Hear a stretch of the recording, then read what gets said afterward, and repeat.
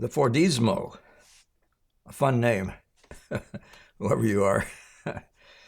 Thefordezmo asks, would you consider Velasquez to be the key player in the breakthrough in this way of seeing and painting, or is there more of a gradual continuum towards reaching the best practice that you advocate for today? Well, I really have to break this out, unpack this, I guess, bit at a time. What are Da Vinci's sfumato, Rubens' loose brushwork, Rembrandt's later style?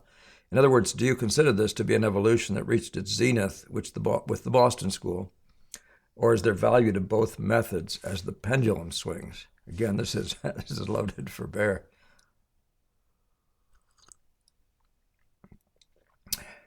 Remember what we're doing here. I mean, I'm trying to do very little more than talk to you about what I perceive to be, well, maybe I should do better than that. I should talk to you about what I do, which is significantly based on Boston School methodologies as seen in their starts and learned through their aphorisms and the connection of R.H. Ives Gammell, with whom I studied. So I did find that the best practices thing in my search for what is really the best, most effective way to do things was gleaned through, most significantly through Gammell and that discussion. But I would never take away the Brackman factor, just that simple fact of putting down color first, et cetera, et cetera. You know, so that's who I am. But when I talk about best practices, guys, one of the things you want to be aware of is that I'm just talking about for painting from nature, from life, the scene in front of you. So I am talking to you as, I'm going to say, Gammell's lowercase I impressionist, a guy who paints the visual impression. So keep remembering, and by the way, the visual impression doesn't just mean your impression of some spot here and something there. It's the thing taken as a totality and all that sort of thing. Now keep remembering that there are two things out there. One is this long history, and maybe I should start looking at pictures with this in mind, but there's this long history of painting that has to do with illustrating.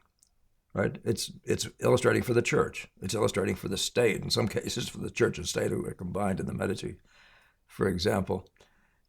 And the most significant thing that they were doing, and which is why you see their discussions of composition being that, is organizing things to tell the story. And of course, organizing them to be comfortable on the page and all the other things.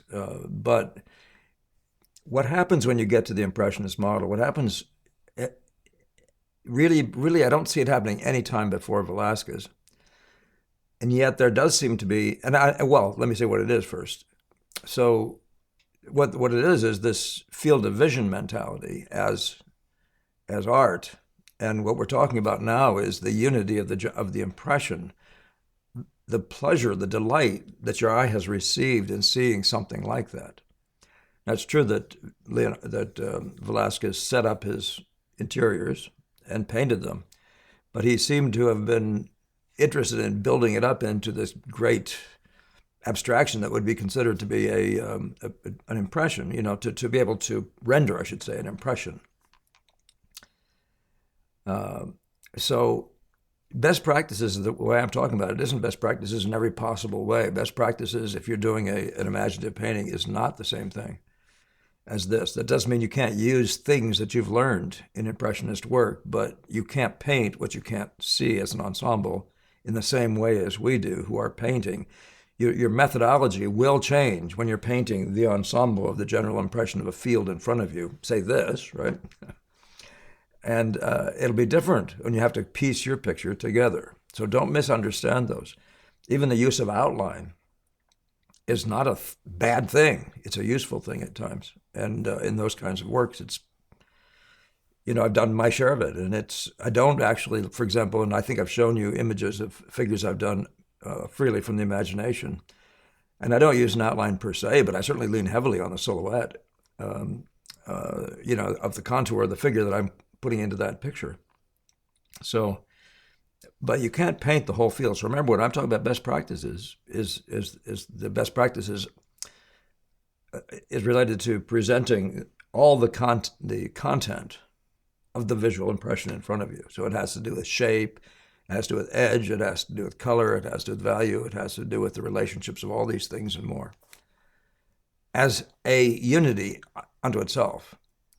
And of course, your mission is to express the beauty of what you found, or that is to say, to express the delight, more than to express the fact. Okay, but so what of Leonardo's sfumato, Rubens' loose brushwork, Rembrandt's later style? In other words, are you considering this to be an evolution that reached its zenith with the Boston School? So it's not an evolution in any way at all from the point of what you're talking about. It's just an evolution in painting the scene in front of you. Or, whereas in the past, people would do all these drawings for the tree they're going to use, even Corot, the tree, the branches, the whatever, and doing all this preliminary drawing as if he was doing an imaginative painting, and who knows to what extent. That is what he was doing. Well, let me just look at pictures with you. Let's read one of Da Vinci's, Rembrandt's later style. Do you consider this to be an evolution that reached the zenith with the Boston School, or is there value to both methods as the pendulum swings? So let's talk about the pendulum swings. We're not talking, there is no such thing as pendulum swings. Now, there is socially. In other words, outline-based realism right now is very popular. But in terms of the evolution of painting, there's just an evolution. There's just a continuum. And men have always found best practices over time based on the guys before them and based on their looking at nature. And so it begins to be a combinative thing. You combine your new knowledge, your new awareness, or the thing that they haven't been picking up and wondering how to do that, much like Monet. But these aren't pendulum swings except in public popularity. There's not best practices then and best practices now. I shouldn't say that really, because what was best practices then is, in fact, even Gamel talking about it says, we don't even know what these guys were doing in the 19th century. We can't find those best practices anymore to produce that 19th century salon style, I should say pre-to-Rome probably style painting. So, so I don't consider this conversation to be one that's particularly useful in that way. The pendulum swings, evolution. It's really better.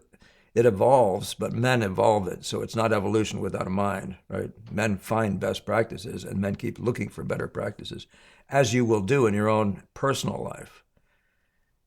So in the world at large,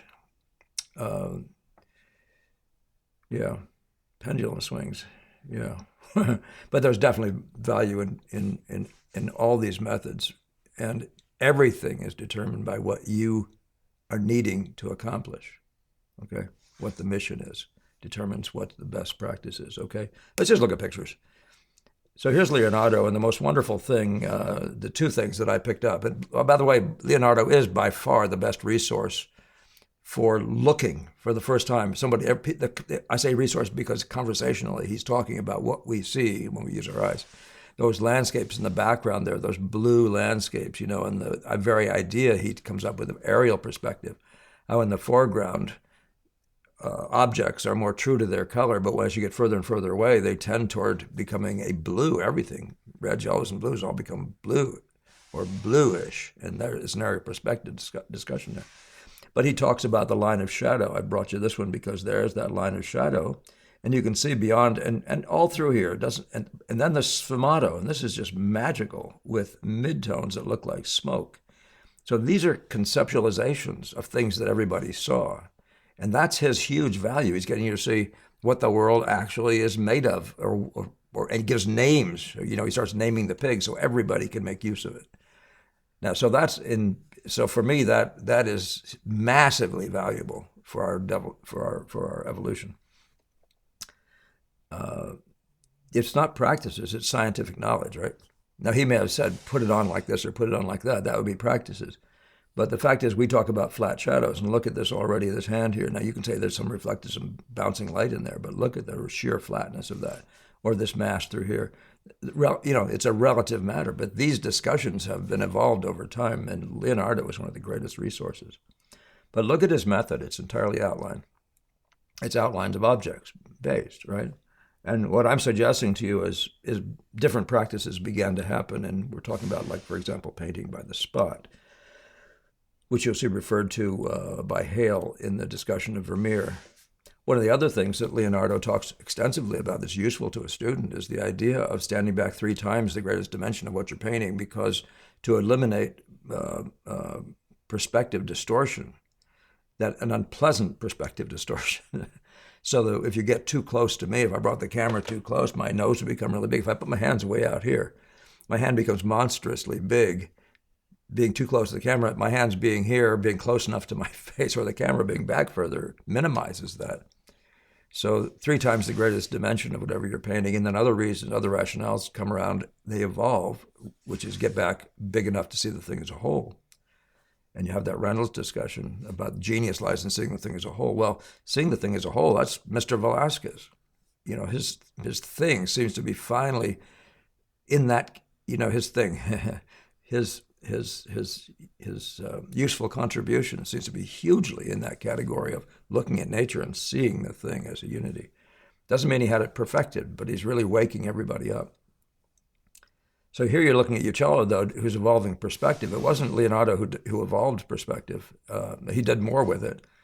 But you can see the distortion on the floor here. He hadn't quite figured out how to do it yet, but that discussion comes up with Michelangelo about fixing your head to a tree and then tracing the lines. Well, you should do that if you're inclined to have a flat piece of glass in front of you, because perspective applies to a flat surface and how lines in nature appear on a flat surface. So if you fixed your head, like literally to this post behind me, if you had it fixed there and could reach your arm out and just trace lines around all the objects, I'd be looking at the camera and its pedestal and all those sorts of things, or the bookcases behind it. And if you trace those lines, you'll see that you have perspective. And then as science followed that, the idea of what happens, he began to sort out that all these lines tend to the same point. All the lines that are parallel to each other in every way tend to the same point. So that's a thing that's happening because of somebody else. It's not impressionism, but it's all there in the sense that perspective does exist. And if you fix your head to a tree and the picture plane exists, you can make observations about it. Just as you can hitting color notes side by side and getting sets of color notes out there, you can begin to compare that set of color notes in nature, in Monet, right, or whatever. So let's just talk about Velasquez for a second. That's this thing that begins to happen here. And I showed this portrait here because you begin to see this painting by the spot or by the effect. He stopped noodling up fingers. Now he's still in that world a little bit in both of the early big ones. But you can see there's an orientation now again, in terms of getting the effect of light effects and things like that right to each other in various places throughout a picture, so as to create the visual, the truth of the unity of the visual ensemble. You wouldn't be saying, I don't think at any point he's actually giving names to this stuff, although Putfarkin then comes up with this idea of visual order, which this is a massive, as it were, evolution. But now you see that painting is not about the facts. And by the way, Leonardo and everybody else were also into anatomy. Study anatomy, learn the different nose types. It's a whole different process. And yet everybody's contributing, right? They're contributing to our awareness of the world in front of us. And then you're further on, here you talk about, depending what your motive is, what best practices are. And Velasquez is clearly waking up to the idea that blobs and their interrelationship of visual impression blob type things are truly a thing for getting to the next level of the truth of the totality in front of you, which seems to be what he was yearning for. And then what does Monet offer, right? The full color spectrum. We may have seen something before that, right, in the works of Vermeer. But here's a guy that walks out there and says, just by the spot, he says, let's see how much we can bring of the truth of nature coloristically. And everybody would say, well, he had some advantages and so on. So what? So he did.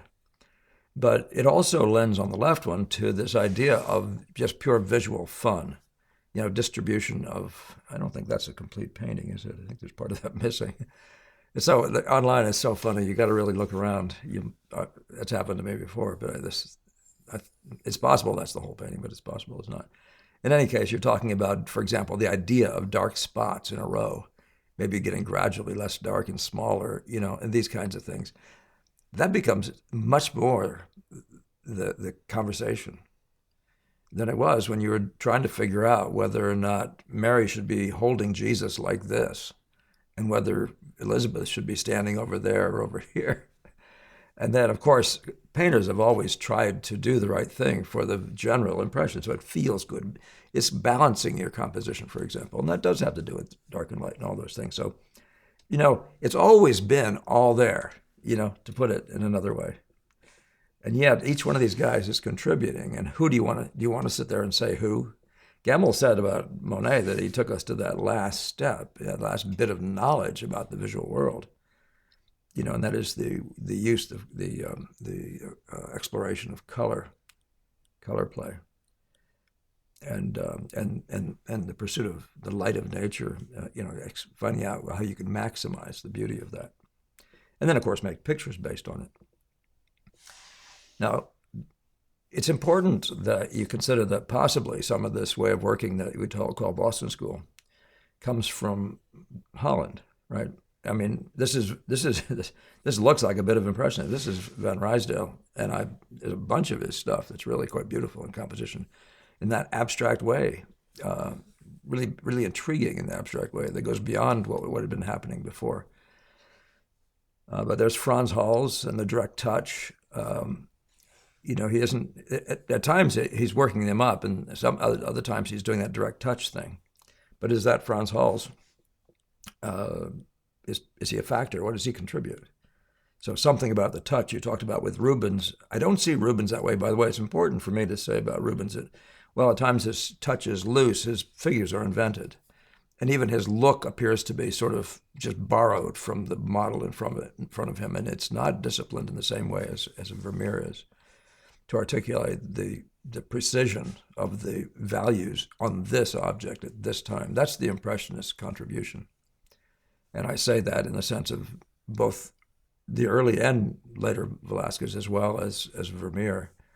So, but Vermeer, as somebody would say, that has sat himself down in front of a camera, and he's simply taken a picture. So the visual is now intact. Everything has now become. He's come to a place where he can actually very strongly visually relate every aspect of the picture.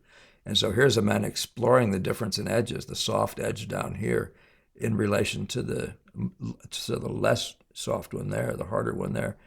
This isn't a great photograph for this. The edge here talking to the edge of the value unit right here, which is very soft. Contrasts of values, weak ones and stronger contrasts and so on. And the whole color thing where he's just simply become this phenomenal observer.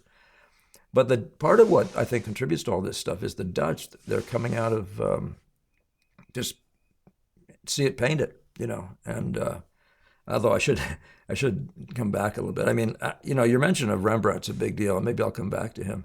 But there is an issue that brought up by Max Meldrum, that there are two different Rembrandts. One of them seems to be living in somebody else's head, and the other one is starting to look and actually paint what he sees using value spots and that sort of thing. And letting the brush do the work of impressing.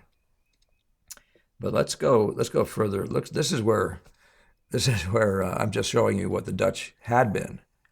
So this is actually also what Velasquez had been.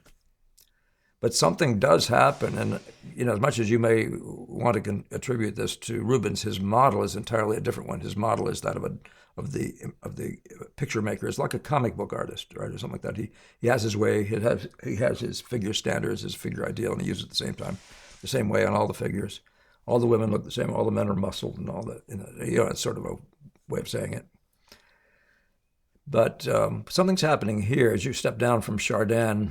Now here you have considerably better edge relationships. This thing seems to have everything cut out. But this one now is talking about, in Chardin you start hearing a conversation about true edge relationships. And that's where the Boston School has had a conversation, where Gemmell sent me actually to look at visually truthful edge relationships and how to make them, how to make them with a brush. So you might copy a section of one of these with that in mind. You get to Fontaine-Latour, and this is just an extended version of the some combination, maybe even you might say, of the early and later uh, Velasquez, maybe just Velasquez. Who's contributing what? It's a good question. This thing is in Chicago, by the way. It's one of the most beautiful in color. It's one of the most beautiful things I've seen. It looks like it's painted in a top light, a very high light, and this table is the blue of it, which you can't even begin to see here, is so spectacularly true, in the sense of what the cold light of a blue day looks like.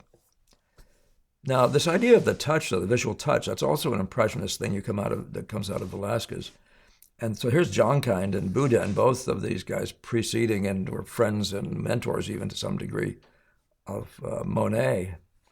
But you can see they're putting down blobs and essentially effects. And you can see there's much more interest in the interplay of spot for the purpose of intriguing you. In Jonkind, a lot of nice stuff. And with Boudin, obviously the same thing. At this point, it's considerably more important for people to get great lines, right? So this thing here sweeping through here, this line here, this is a continuum. This one, coming down to this. This is a great example of the more visual approach, the main line idea. And of course, the intrigue is in the distribution of spots, such as this kind of stuff. Now, these guys are preceding by a little bit Degas. But here's Manet, and he's famously the guy who draws with what we call mass drawing. He puts down a fleck that tries to be what it is. But this is, again, an extension of the idea of spot drawing of Manet. Of Velasquez. But when you become visual, take a look at the Degas there. When you start becoming visual, and it begins to not to be less about the story and more about the delight of the abstractions in the rectangle. This is when you start seeing, for example, the ultimate influence of Velasquez. And I can't think of anybody else that would be put in the place of doing that. Now, all painters have done things like this, but Degas is walking away and from the importance of the subject, and obviously it does have a subject. There's some sort of a director of the dance, at least of this person appears to be being directed, and the music are being directed maybe at the same time. But what you can see is this idea here of this, and the great sweeping pickup through here of this stuff here, and you begin to see that is beginning to dominate. And Degas, to me, the extension is what he's doing is the logical extension of the Velasquez, where you become more purely visual model. So that you see the dance of the darks, bop, bop, boppity, bop, bop, bop, bop, bop, getting lighter and lighter as they go. This doesn't even, it doesn't sin against anything he's learned in nature. It doesn't sin against Leonardo, against the truth of nature itself.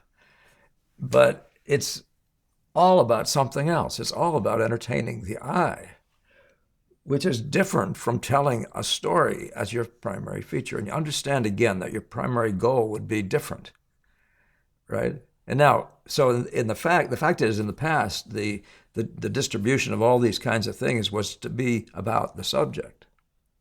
But now it begins to be about for its own sake. It begins to be for its own sake. So even the color scheme you would pick, why would this color scheme be important, this cold color scheme be important to this subject? It wouldn't. You could do it in brilliant reds if you wanted to. And you can see the same thing is true up here. Look at the distribution of color, and this is a big deal. You start talking when you start going abstract. When you start going to the Velasquez 2, part 2, you start realizing, though, where the entertainment lies is in the distribution of greens getting littler and littler. The distribution, the fact of, and the distribution of oranges or yellows or blues or even white flecks, shape, arcs. Horse legs become this whole thing unto themselves because of this world we're in now. So this is the grand evolution that I'm going to suggest to you really is what painting has come to. And Benson is doing it here and numbers of other times. You can see it's about the spotting, the distribution, entertainment of spots. So he has basically, you might say, a light picture, and then he has middle tone spots distributing their way through it. He has darker middle tone spots, and he has really inky spots, and they're in the entire play, the entertainment, the aesthetic of spotting is what he's doing here. He knows what he's about. He sat out there and he could have just painted it, but he realized that he actually had a mission. And this is where he found himself composing and composing and composing, because once you realize what it is, you might say the jig is up. You've got to really do a good job of it. And it wouldn't matter where you look at it. You could talk about it from these guys here breaking out and getting littler, wandering up in through here, even the whole idea of an underlying plan of the midtone spots with dark spots distributed through and around and over them, et cetera, et cetera. So you see what I mean? That world is going to be far more entertaining than a world that's simply telling you a good story, which you may not even be interested in, right? And that's where I think you'd find that we've been brought as a result of the Velasquez experiment, and I can't think of anybody else. And in fact, I don't even think Carolus Duran does much of a good job with it. I think Manet is a little more to the point of evolving that aspect. And I don't mean anything except he was one of those many people, Manet and him being prime examples, who were looking to Velasquez, wondering what that was and trying to paint from that. And sure, he may have been just using Velasquez's form ideas, his other aspects of his pictorial ideas, but it's not clear that he began to be this kind of a painter, where all of a sudden, you're with Whistler here, and you're calling your pictures nocturnes, and you're calling them symphonies, and they're in colors. They're in gray and or in, what was this one called? I think this one might have been called Gold and Blue, Symphony in Gold and Blue, or something like that. So you see that the world has shifted, and so I don't know about pendulum swings to you. It's just a matter of emphasis at some point. And you can make beautiful, as it were, realist pictures. You can make beautiful illustrations. The world is full of beautiful illustrations. And what is the whole first era of painting but beautiful illustrations that have some of this in it? But yes, if you want to say a pendulum is swinging, the swinging would be to the understanding that the first job of painting, since movies and photographs can all make journalistic experiences. And in fact, even in the 19th century, people were setting up models and shooting with, tons of nudes and shooting whole shots of that scene. Everybody in pose, like they're in a movie. And so there it is. Is that it? Is that the movie? Of course, is that the end of painting? And some people would argue, of course, it showed that painting actually wants to be something else. And I'm going to suggest to you that it wants to be this. It wants to be the play of three horizontal lines. Now, that doesn't mean we get pleasure out of things that don't come from nature and don't deliver nature to us. It doesn't answer, in my view. So even though you may get here, it's a thing that's a bridge. It's not irrelevant that that's a bridge. So, and there is a music associated with the subject matter. The nocturnes, the evening light, and all that sort of stuff. It is its own music. The softness of the edges that becomes the tonalist sort of thing, and those shallow values that come in the evening. They're presenting because you begin to use your eyes as the primary vehicle and search for that thing we call beauty. As opposed to telling the story and trying to teach morals or something. Something shifted, hasn't it?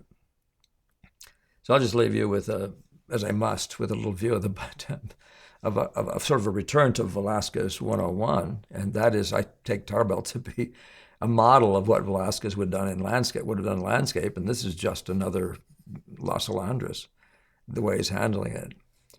Maybe this would be the evolution in that one sense, and I think it's reasonable to say it is because it's so unified, so pulled together truthfully, and it's also accurate in all of its relationships, color and every other value contrast and all these other things. But I would just suggest to you that there's a reason to think that Tarbell and the Boston School in pictures like this, albeit they're not all the way over to what Degas is doing and just fully engaged in pure abstraction, Boston School may be the greatest evolution of Velasquez, as I suggested in the past. Those little landscapes by Velasquez that are so colorless, I think that's the end of what I have for you. Those things are rather, you might say, touch models. He begins to make things with the touch and just with the leading edge and that sort of thing. But he's lost contact already with drawing objects for their own sake. The figures in a couple of those are not drawn from outlines anymore. Might look at the work of Ghiardi. Very early on, there's an Italian who paints with these wild marks and stuff, a little bit, some like extension of Tintoretto. But yeah, so to get back to your first question though, so I considered Velasquez to be the key player. That's why I would consider him to be the key player in the breakthrough.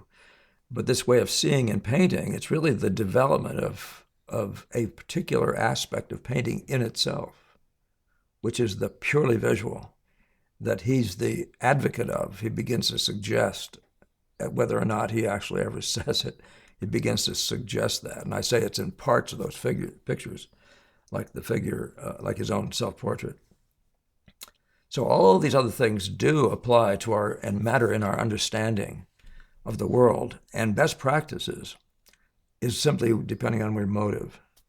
So if my suggestion is the Boston School contains the best practices that I've been able to find for painting the phenomena in front of you.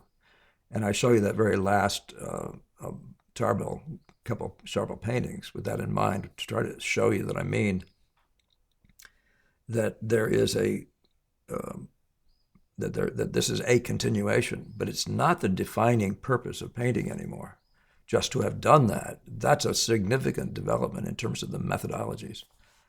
But for the purpose, that's where I'd redirect you. I'd start saying, hasn't painting been entirely shifted once you get what Degas, a guy who dreamed of being an imaginative painter, and in fact was an imaginative painter, I got to say.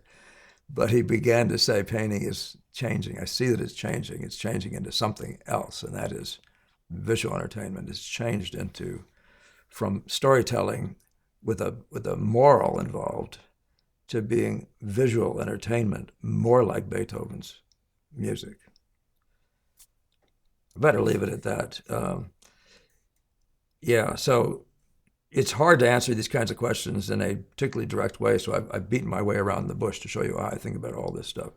So I hope that helps, Mr. Thefordezmo. Are you a man or are you a woman? That's a question. You sound like a guy. Nevertheless, what difference does that make? All right. Thank you all again for your contributions, for your sharing, liking, and all these things that benefit us on the show.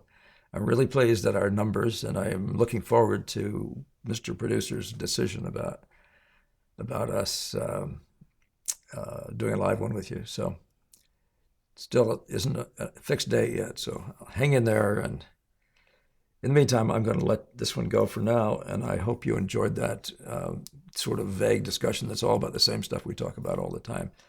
I hope that's some benefit to you. And this is a point at which everybody can agree to disagree. You can disagree with me all day long.